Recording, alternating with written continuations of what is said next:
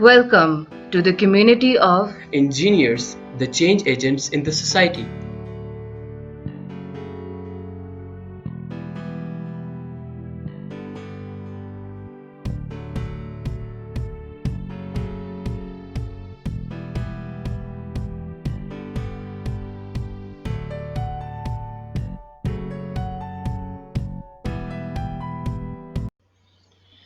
In this video, we will discuss stress and strain under axial loading condition.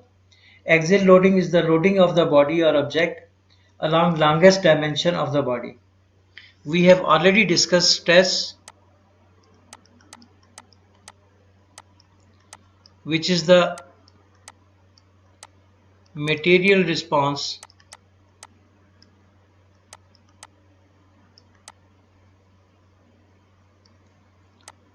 to the load. Further, we discussed the normal stress and shear stress. The normal stress is the sigma equal to P upon area. In this case, the cross-sectional area is perpendicular to the applied load, whereas in shear stress, which is tau, is equal to P upon cross-sectional area. In this case, the cross-sectional area is parallel to the applied load. Now, once the material is subjected to the external loading, some deformation is there. Whether the material fails or break, but this deformation is there, and the value of this deformation or the magnitude that is very small. Now, what is deformation? Deformation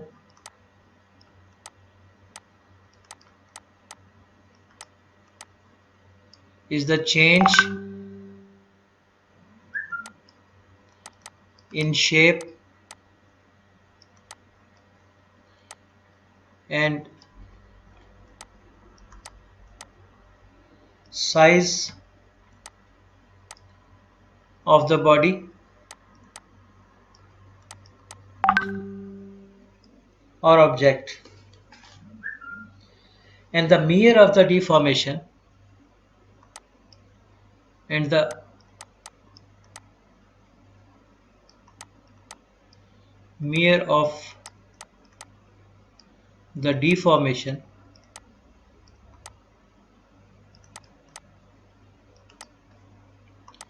is termed as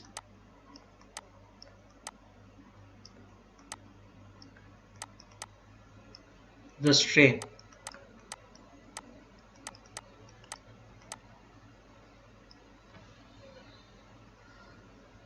Now, strain in fact depicts the intensity of internal resistance against the load, and stress is the internal observation. Further, strain is an external physical quantity which can be measured, whereas stress cannot be measured. So, strain can be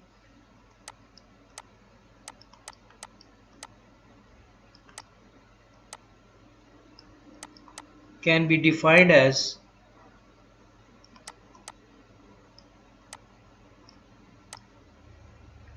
the change in dimension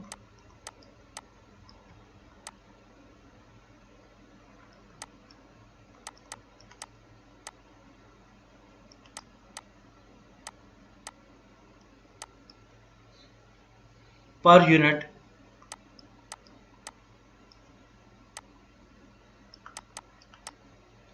of original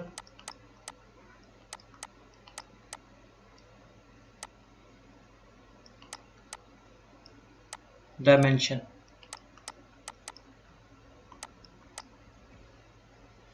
So, we can write as strain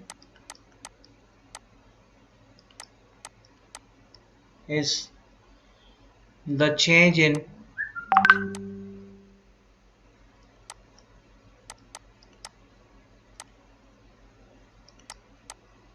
dimension upon the original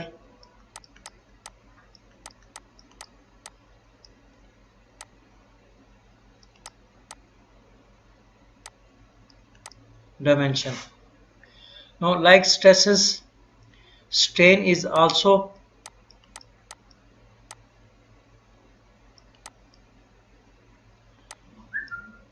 classified as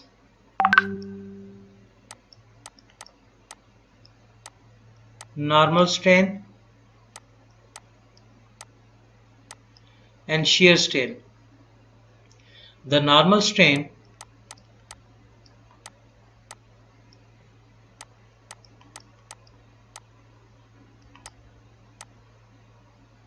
is denoted by sign or symbol epsilon,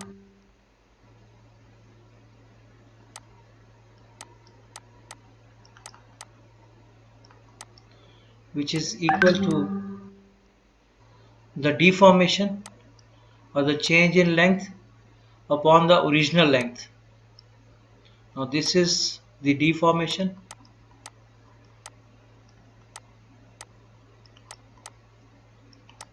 del, and this is the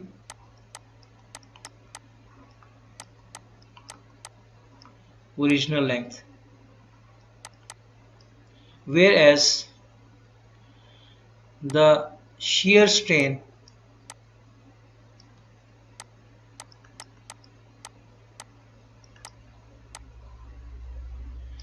is denoted by symbol gamma,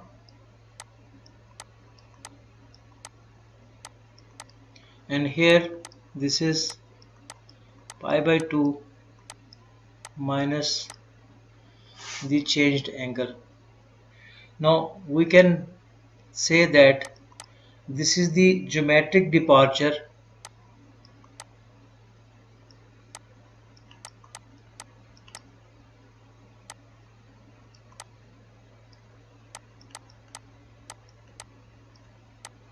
from 90-degree angle to some strange angle.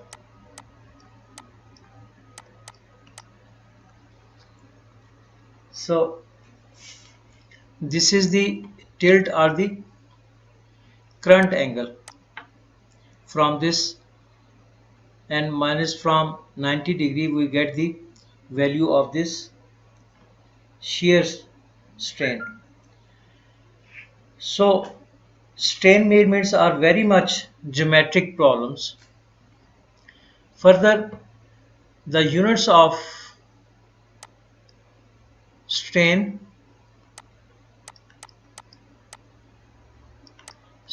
is a unit less quantity, like this del, considering this del upon L, meter upon meter. However, may be represented in the order of 10 raised power minus 6, or the microns, or microradians, or maybe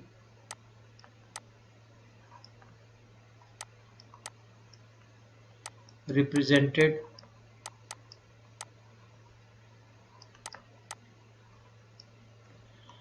in percentage.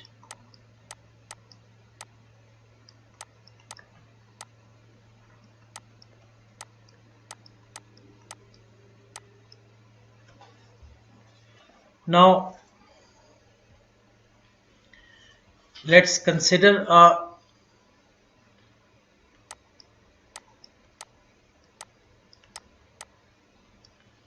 member subjected to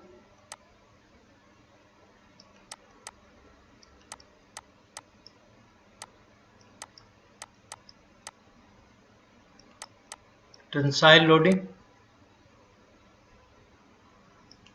As a result, there is going to be, or there will be, elongation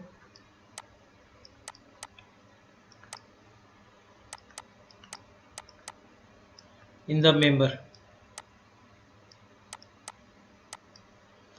Like we have a member of this length L, this is the original length, and once we apply a load P, because of that this member is elongated, and the change and the elongation, the change in dimension, that is the deformation. The del is representing the deformation.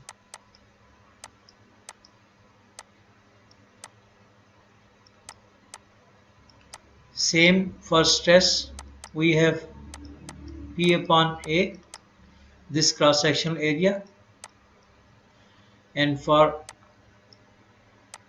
strain we have the deformation upon the original length.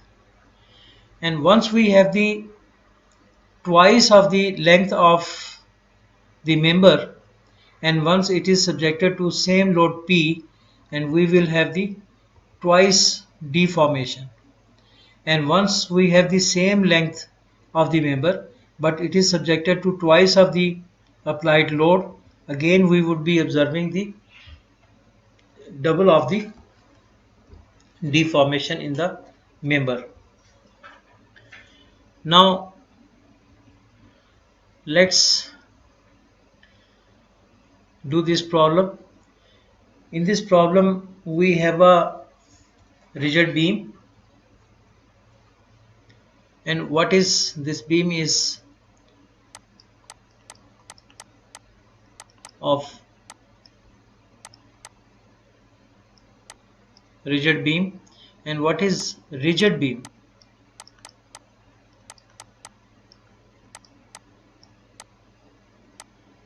Rigid beam is that beam where there is no deformation in the body of rigid body. So in this case there is no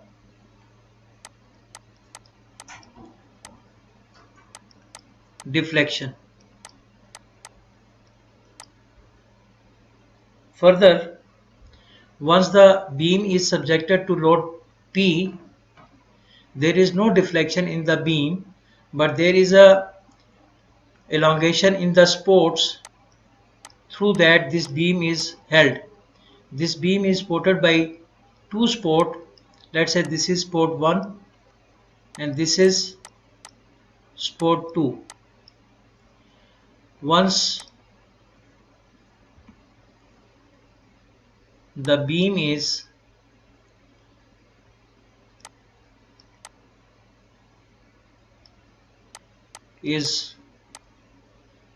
loaded with force P, there will be elongation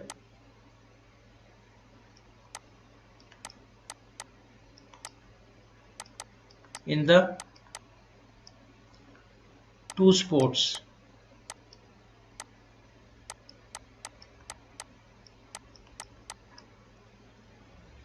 And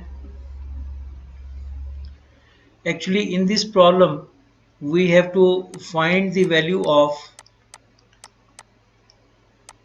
this strain epsilon 1, means the strain in support 1, and already we know the value of strain 2, that is epsilon 2, 800 microradians. Now how we are going to calculate the epsilon value of epsilon 1?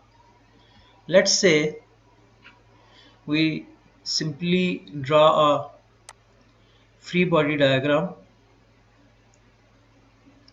In this free body diagram, let's say upon loading,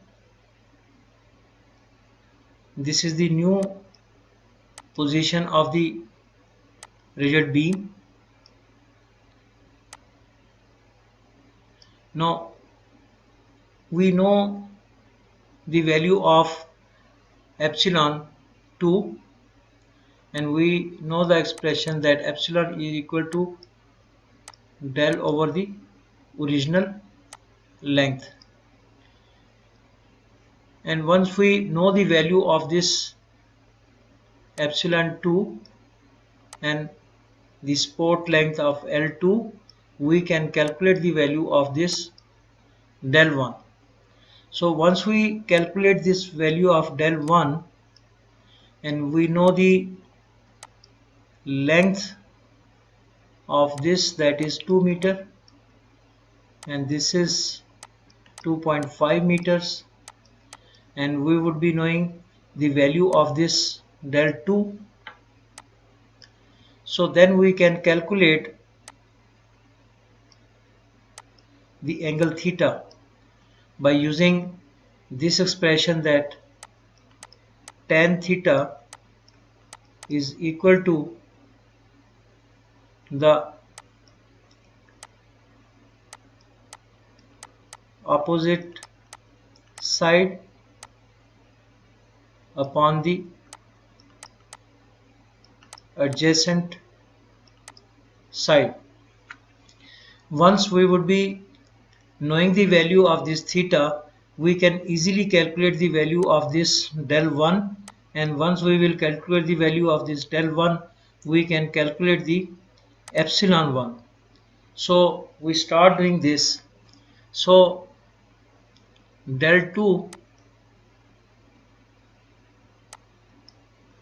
is equal to epsilon 2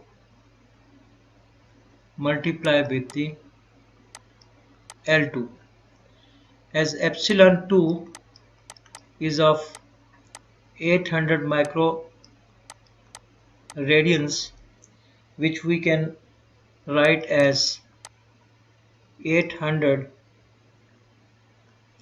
meter upon meter, or we may write this as 0.8 millimeter over meter.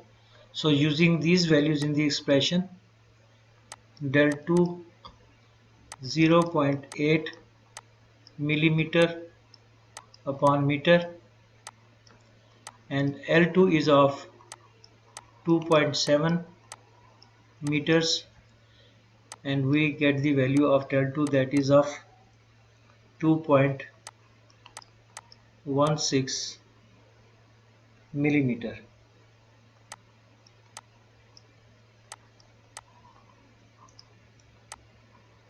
Now using this value we can calculate the value of theta. Now theta is equal to tan inverse opposite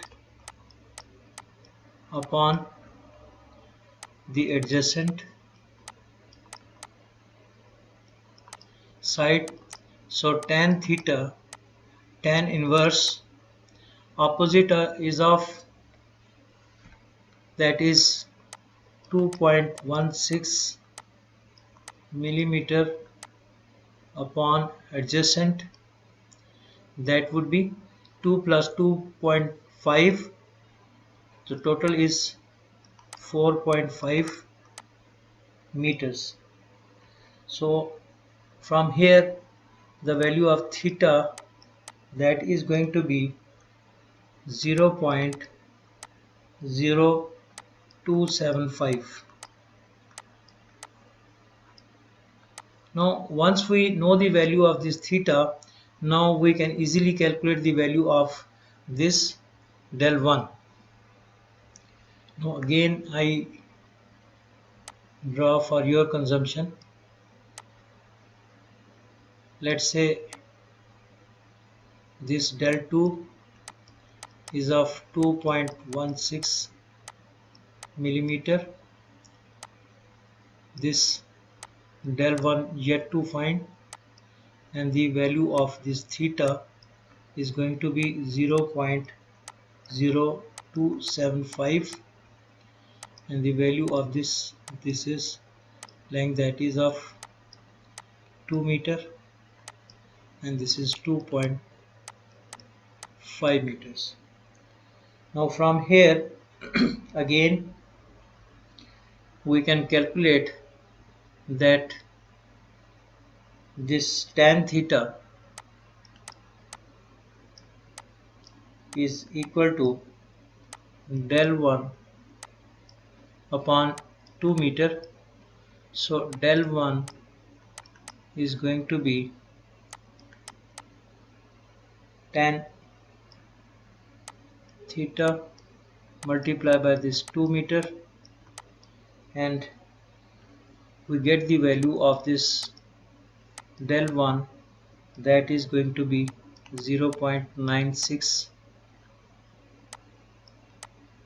millimeter.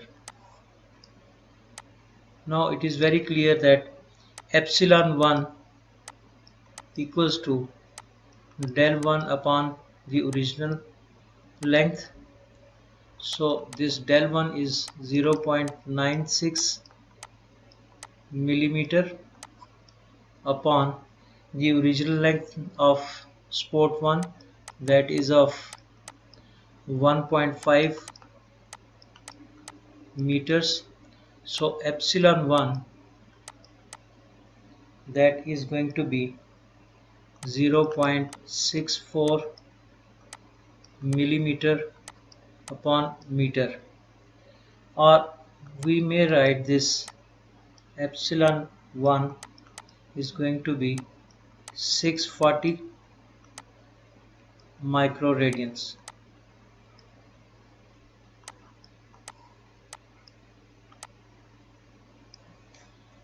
So this was required.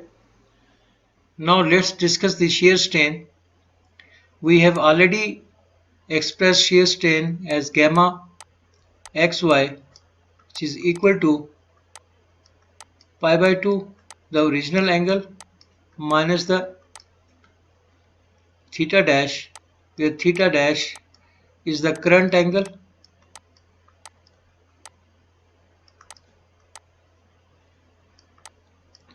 or we may call this as the changed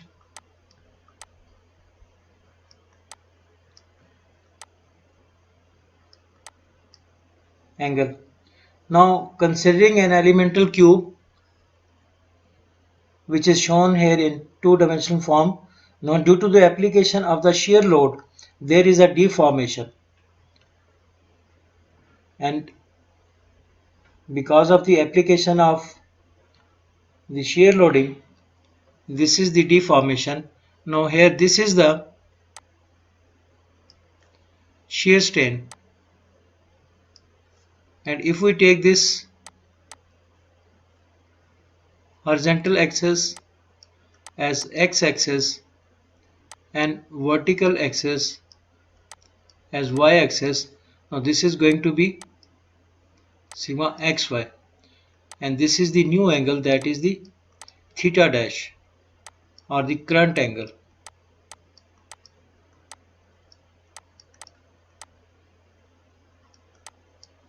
And along x-axis this is the deformation del x. So an elemental cube which is subjected to shear loading experience deformation.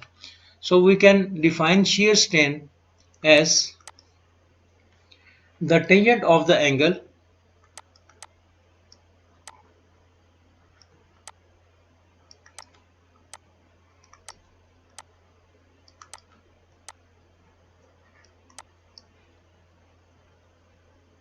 through which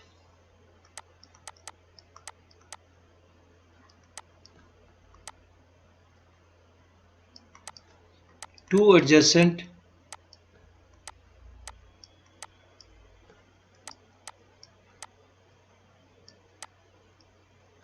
sides rotates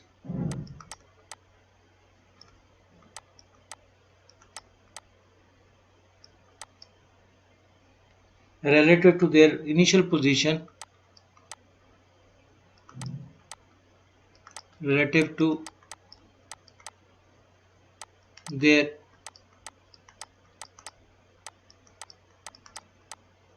initial position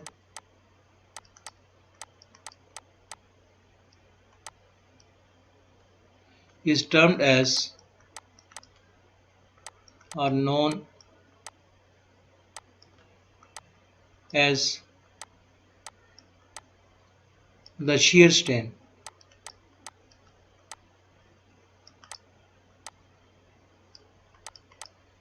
Now if we take this tangent, that is this opposite side, here del x upon this side,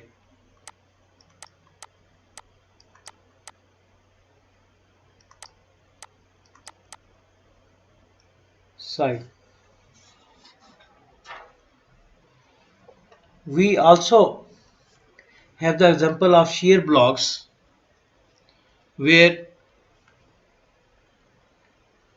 which is very common in bridges to absorb the thermal extension or contraction in the materials. Like this, if we have a bridge slab that is resting on some pillar, now in between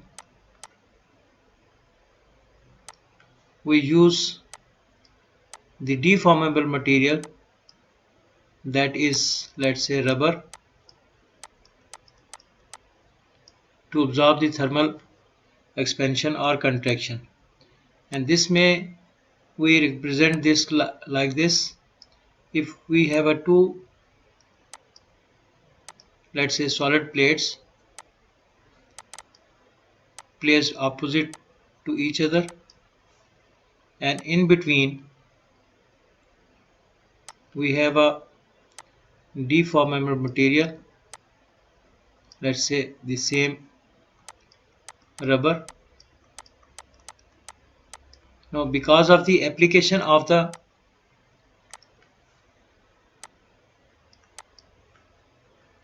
shear load, now this slab moves further, and let's say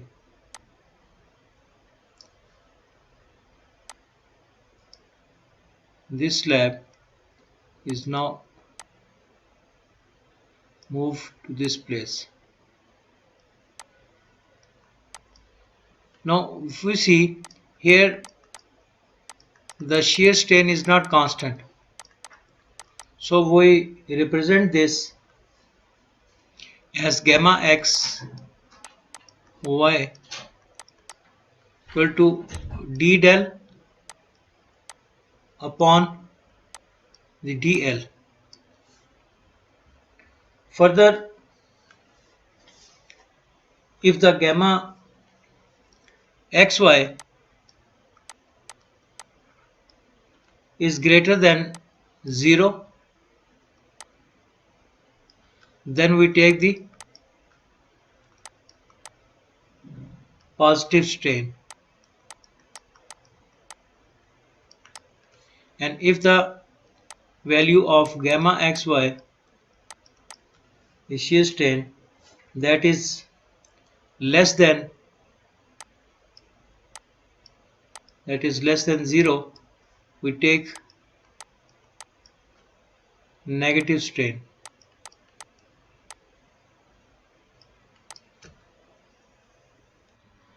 We will solve an example. Let's say we have a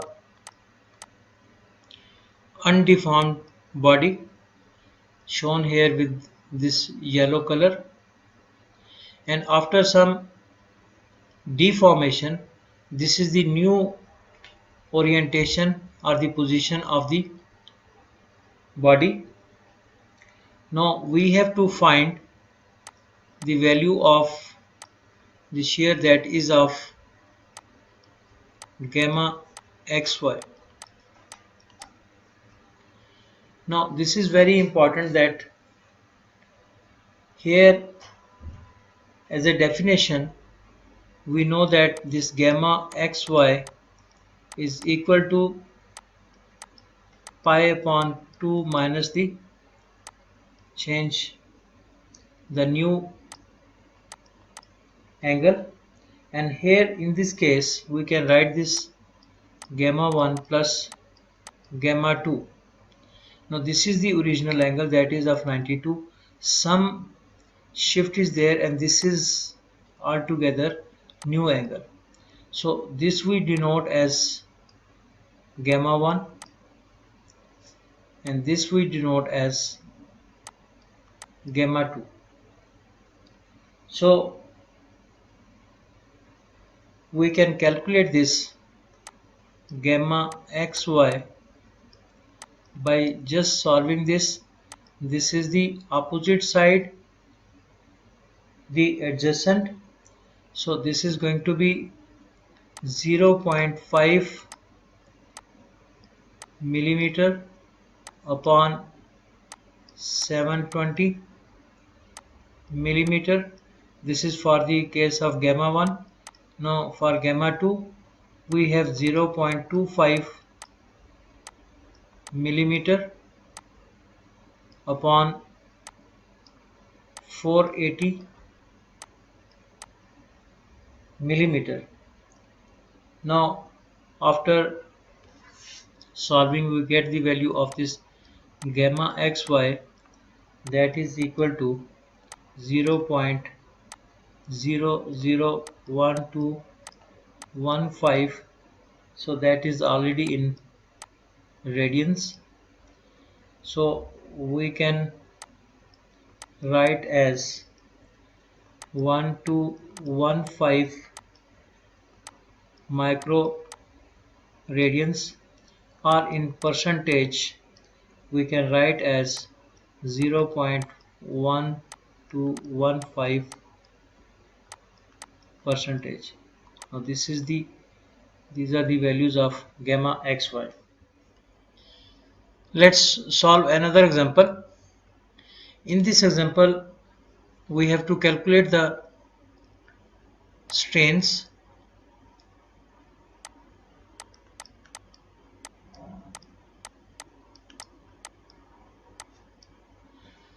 Now this is the undeformed, the yellow portion is showing the undeformed body, and each length of this undeformed body, that is of 10 inch. So this is in square shape. Now after application of some force there is elongation along y-axis and there is a contraction along x-axis, and as a result the original angle that is also deformed. So considering this diagram we can say there are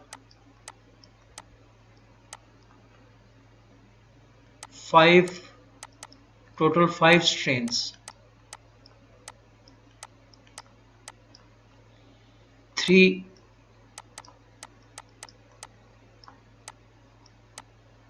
normal strains which are epsilon x, that is the result because of the result of the deformation along x-axis, and the epsilon y, that is caused by the deformation along the y-axis, and the h strain, that is the because of the change in dimension of the side. And there are 2